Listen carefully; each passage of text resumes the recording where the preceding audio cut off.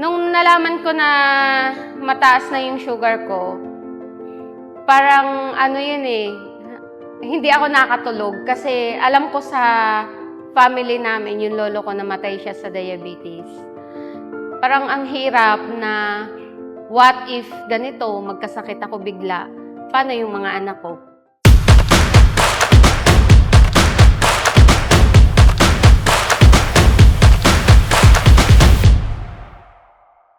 Ako po si Dr. Telma Coloma. I'm a dentist from Lipa City. Sa family namin, may history kami diabetes. Kapag ka-diabetic ka, ang mararamdaman mo, yung namamanhid yung mga kamay. It's called tingling sensation. Dahil dentist ako, ang alam ko, sa pagod lang or maaring sa sobrang maghapon ka na nagpapasyente, nangangalay lang. Akala ko simpleng ganun lang. Not knowing na yung pala, mataas na yung blood sugar ko. Nag-range siya ng 254. So, na-worry na ako. Kasi alam ko, pag diabetic ka, habang tumatagal, yung internal organs naman yung maaapektuhan kapag ka nagkaroon ng complication. Nung nalaman ko na mataas na yung sugar ko, parang hindi ako nakatulog kasi alam ko sa family namin, yung lolo ko namatay siya sa diabetes.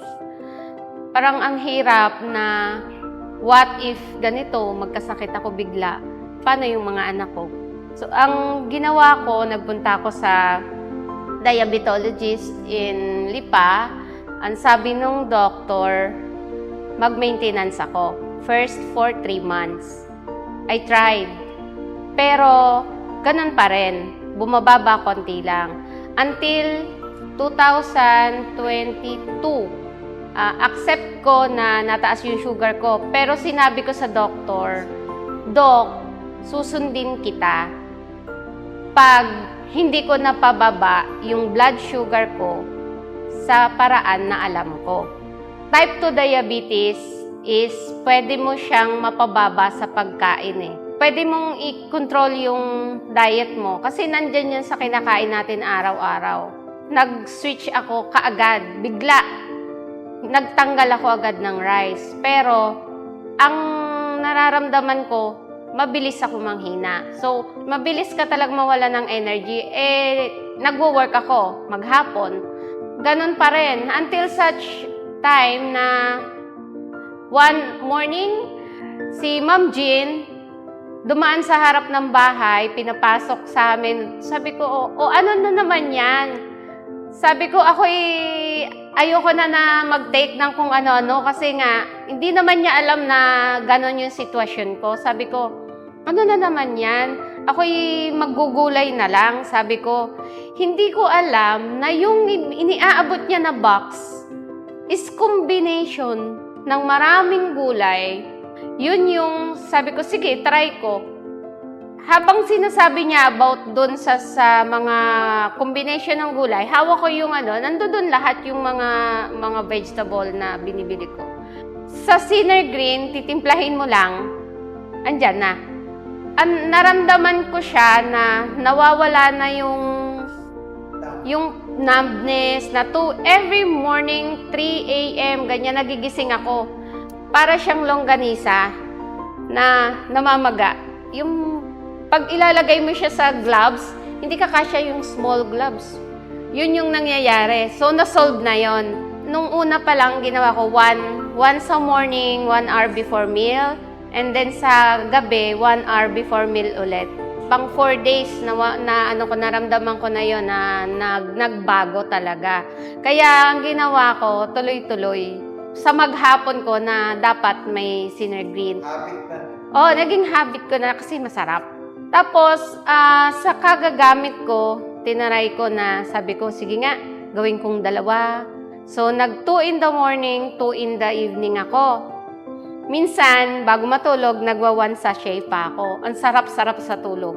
Tapos, ang isa pang nakaka-amaze sa Sinner Green, dahil sabi din dun sa result ko sa blood chem, meron akong fatty liver. So, bukod dun sa nireseta dati ng diabetologist na metformin, meron din akong pang liver. Kasi kapag uminom ka ng metformin, may effect yan sa liver. Yung amount ka na nagtitake ng metformin, magkakaresult ka talaga ng problem mo sa liver. Ang nangyari, yung katitake ko nung sa Synergreen, nung sachet, meron akong isinabay yung nasa bote na Glutadilax. Ang napansin ko dyan, nawala yung back pain. Ginawa ko ng everyday na pag-inom talaga, religiously. Until September, nagulat ako, mga 1 o'clock, kasi nagpe-patient ako. As in, ganun kami, ako, na nakakalimutan ko na basta kahit naiihi ako, or pag inom, hindi ko na nagagawa kasi dire-diretso yung procedure, lalo na nung nag-pandemic. Ang nangyari, nung September na last year, ihi na ako. Tapos pinipigilan ko pa rin. As in yun, parang sasabog na yung ihi mo, ganyan. Nung hindi ko na kaya, si patient, talagang iniwan ko sa chair. Nandun siya. Pumunta na ako ng CR. Nagulat ako, may dalawang lumabas na gallstone.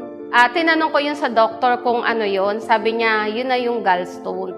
2 piraso siya na naturally na na-flush. Talagang siguro dahil sa kaiinom ko ng Synergreen, yung wall ng gallbladder ko or talagang naluwa siya ng kidney na sumama or nag-float na siya sa gallbladder. Sabi ko, thank you Lord, kasi yung pinsan ko, 1 week before lumabas yung stone sa akin, nagpa-opera siya worth 153,000. Sabi ko, nakasave na ako ng 153,000. Healthy pa yung ibang organs ko.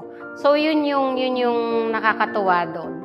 Hindi ako sa duda eh. Ang sa akin kasi, nung nakita ko yung ingredients, may masasolve. Kung isi-search mo yun sa internet, lahat ng bawat himay-may ng ingredients na yon, tingnan mo yon, andyan yung mga powerful food. Andyan yung mga may anti-inflammatory effect. So, hindi nakakapagtaka kung bakit merong fast result si Synergreen. Bago pa lang akong nagtitake nito, yung mother ko, ang sitwasyon niya, binubuhat namin siya para paihiin, pakainin. Ngayon mag-i-80 na siya sa next May. So, yun yung sitwasyon niya na kulubot na dahil sobrang tanda na. Alam mo naman dito sa atin, pag matanda na, alam mo yung parang tuyot, yan. Ang napansin ko sa kanya, nag-glow yung skin niya, nag-glow talaga yung face. Ang iniinom niya is yung powder, yung sa Synergreen. Nung time noon, yun pa lang nawala na yung mga pain niya. Ang nakakatuwa, at her age, pina-medical namin siya, lahat okay. Kaya na-qualified siya ng eye operation, both eye. Sobrang pasalamat talaga ako sa Synergreen. Kaya yung mga oldies natin dyan, yung mga anak, yung mga parents nyo, kung love nyo yung parents nyo, patry nyo yung Synergreen. Kasi magdudugtong talaga siya ng buhay. Kasi parang feeling ko, nakakabata. Alam nyo yun. Isa pa, sa na-experience ko, sa katitake ko ni Synergreen, honestly, 4 years na akong walang period. Menopausal. Early menopausal na. So, 4 years. And last week, dalaga na ulit ako. Yun, sinasabi. Kumbaga, parang yung mga body cells natin, natutulungan niya na bumata or mag-regenerate ulit. Maging malusog ulit. Kaya hindi po nakakapagtaka yung sa mga natatouch ko na mga tao na tinutulungan ko, yung pag sinabi ko sa inyo na itry nyo kasi makakatulong talaga yan. Hindi ako nagsisisi dun sa mga natatouch ko na tao kasi tulong talaga yun. Ito ang usapang Synergreen. Salamat, Sinner Greens!